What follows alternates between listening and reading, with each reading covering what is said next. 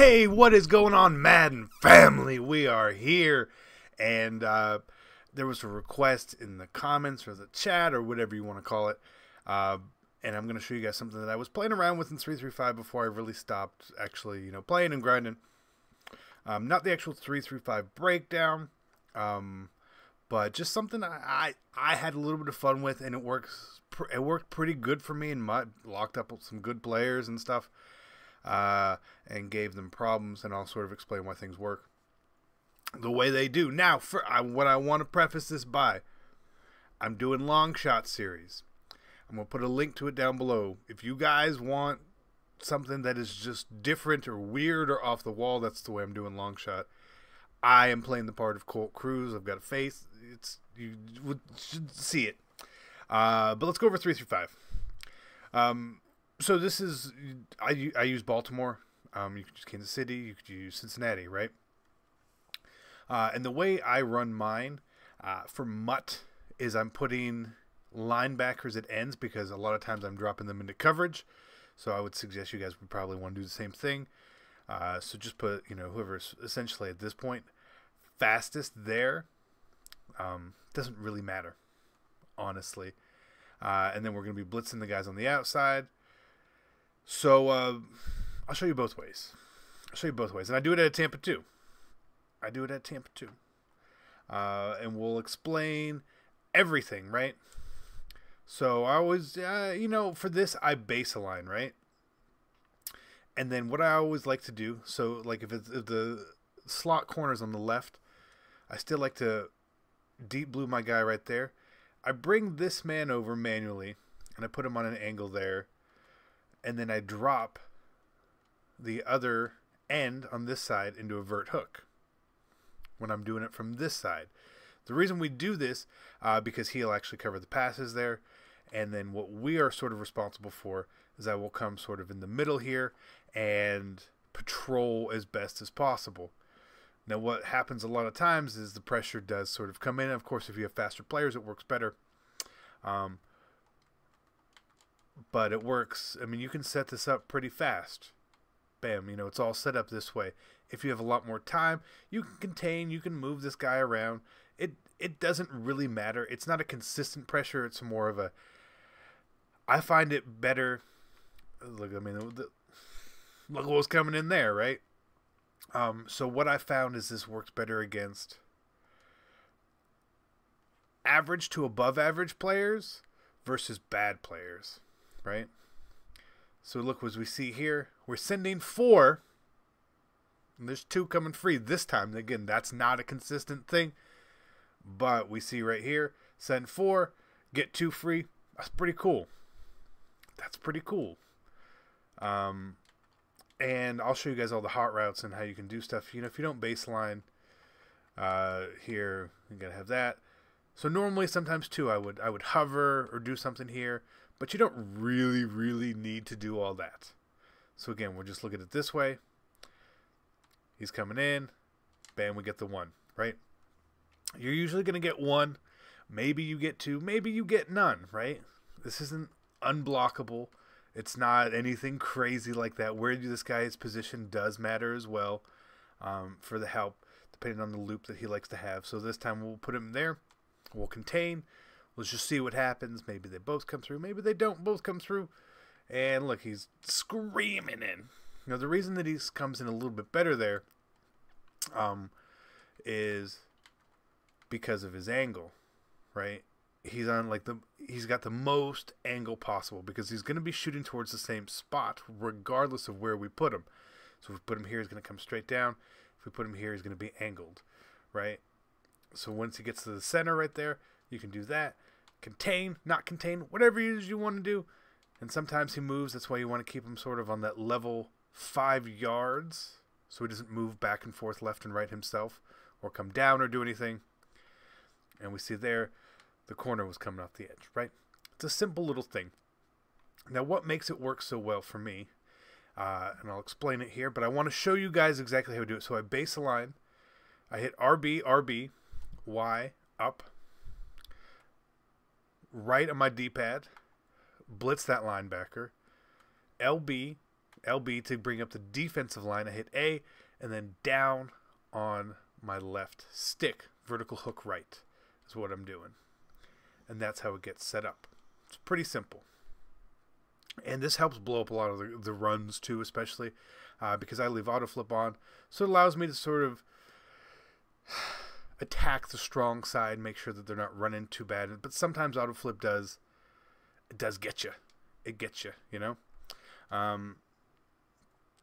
So here we're going to do it from the other side. And I usually, if it's on the other side, I do it a little bit differently. Same sort of concept. We're going to baseline. We're going to do this. I'm going to blitz this linebacker now. And then right here, I actually usually put this guy in a hook curl on this side. The reason I do that is I find that a lot of times like against bunch and stuff is when you run against a lot of trips to the right. You will see more often than not people are using the man on the left side of the field sort of as a playmaker.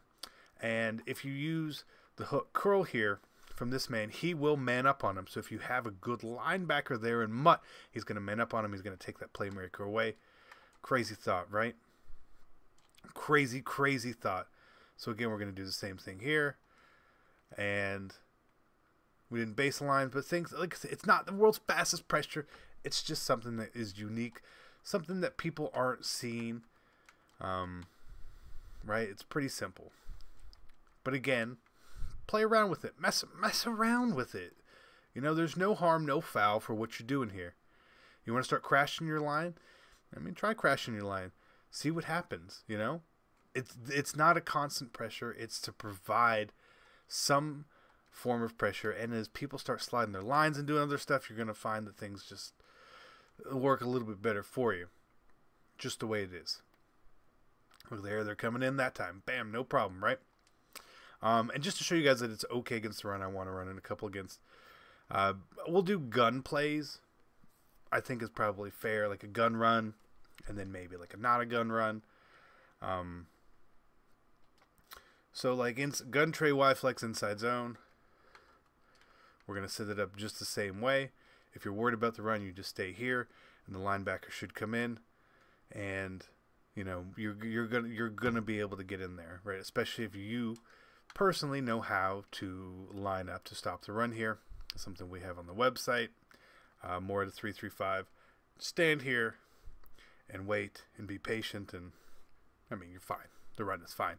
And let's look at now just an under center run.